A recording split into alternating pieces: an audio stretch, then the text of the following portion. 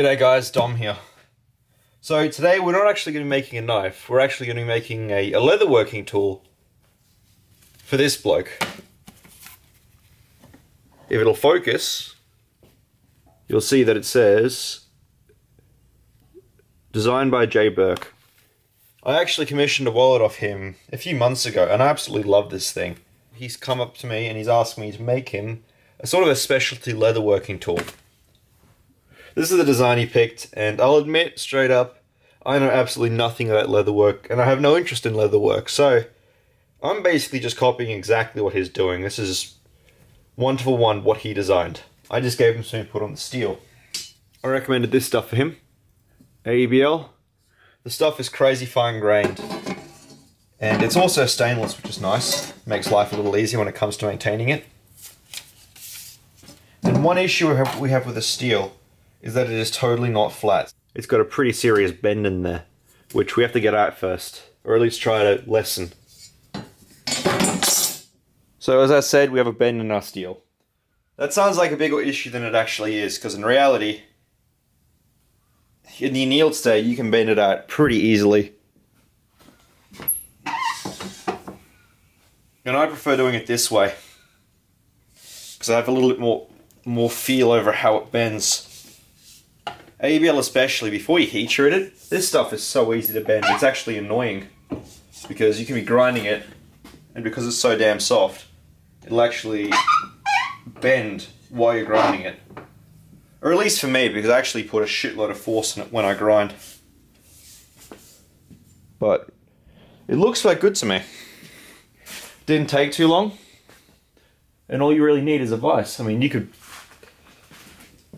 And to be perfectly honest, if the camera wasn't here right now, I'd just be bending this on my knee. The bar itself, it only has to be sort of straight, because I'm actually going to straighten the blade individually by itself. And that's when it really matters, but for this, I'm just getting it straight enough, just to save me time.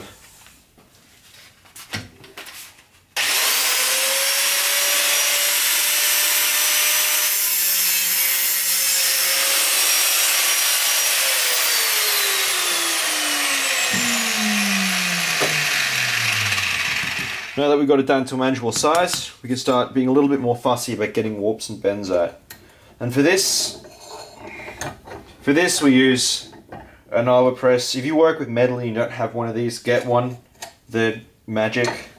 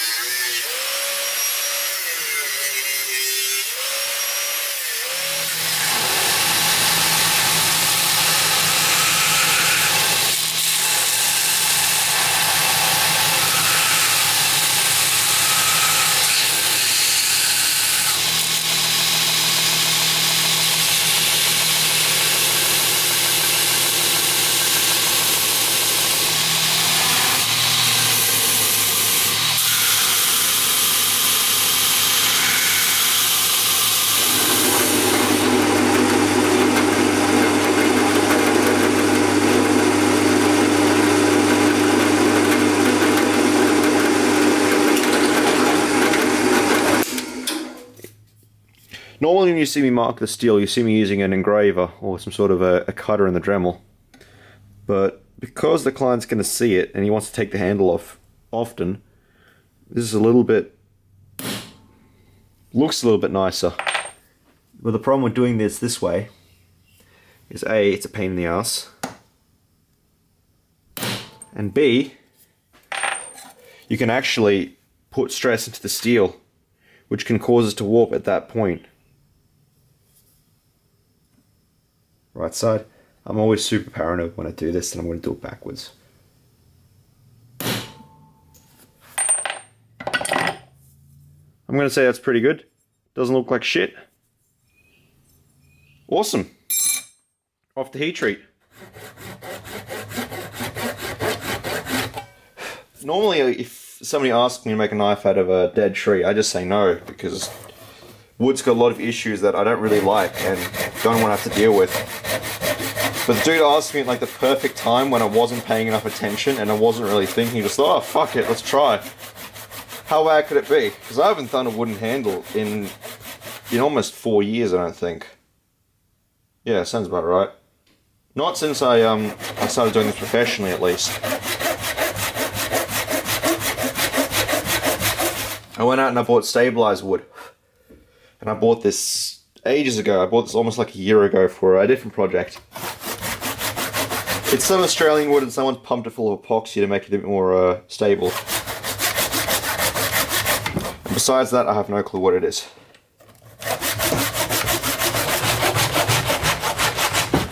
Yes! Yes! Took about 10 minutes, but I've got 2 pieces now. So because I cut this absolutely on the piss, I mean that is nowhere near straight, I've got to surface it up. I've got to surface grind a little bit and just straighten it up a little bit.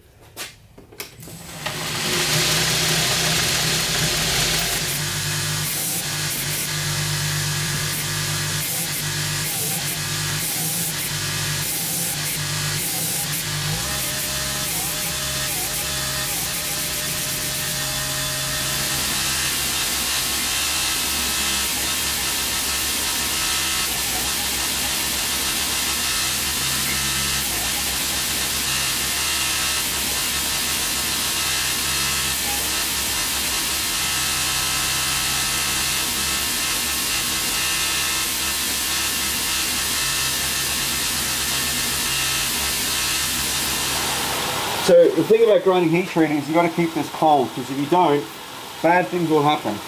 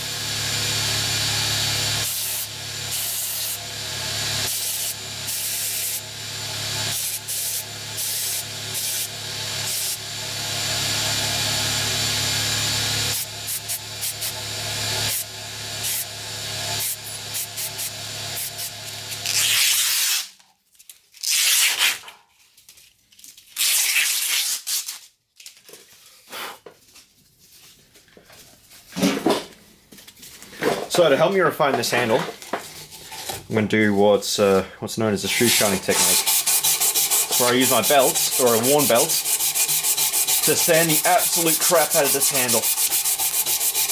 And I should really be wearing a respirator because you can see, I don't know if the camera can pick it up, but this removes material like crazy. And it also blends all these, it blends all my little errors when I was on the grinder. Blends them all together to give that really nice handle.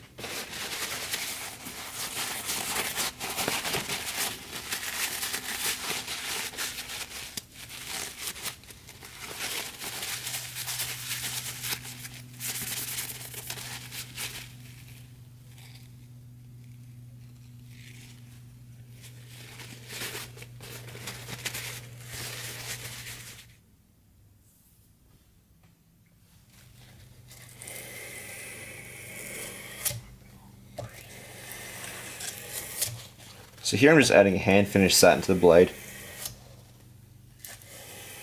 which is pretty much one of the most expensive finishes they offer because it's just so much time and frustration involved in doing it. This is not really as easy as it looks.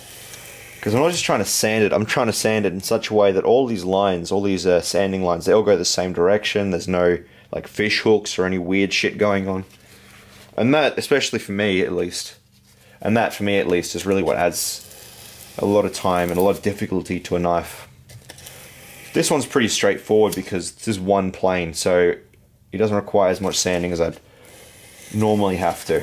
But if there was like a bevel here and if there was a plunge line or something, yeah, that'd be a lot more difficult. But for this, it's pretty straightforward.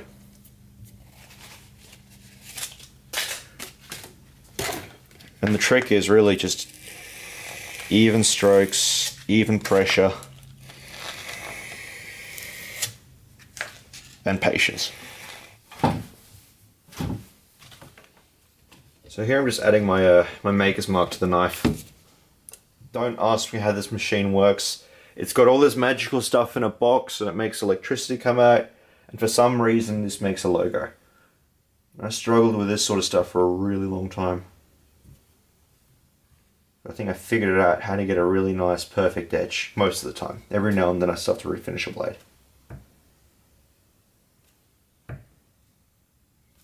And it doesn't take a lot.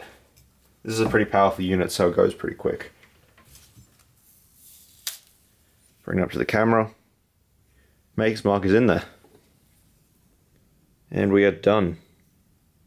Pretty happy with how this came out. It feels nice, it's got a good weight in the hand. The screws have been polished up. And the reason the handle is actually smaller than the blade is the dude wants to actually be able to take the handles off and then lay it up against something flat and make cuts that way. So the handles are removable if need be, as per request. I didn't want sharp 90-degree corners, so I did round these over, so if he does take the handles off, it's still comfortable. And the bevel, it's not really mirror polish, but it's pretty bloody close. I wasn't really going for a polish, I just wanted to sharpen it, and the way I sharpen it just so happened to make it really highly polished. And the back of it, this is something that I'm not that thrilled about, but there's not really much I can do. I sharpen it the same way you'd sharpen a chisel, so with a chisel, like a woodworking chisel, you just lay it flat in the stone and you sharpen it that way. You don't want it canted up at all, so it does scratch up this side a bit. That can't really be helped, that's just part of the design. So, I've already been practicing, you can see here, but it cuts leather really, really nicely. Now, I know nothing about leather working, so I could be doing this totally wrong, but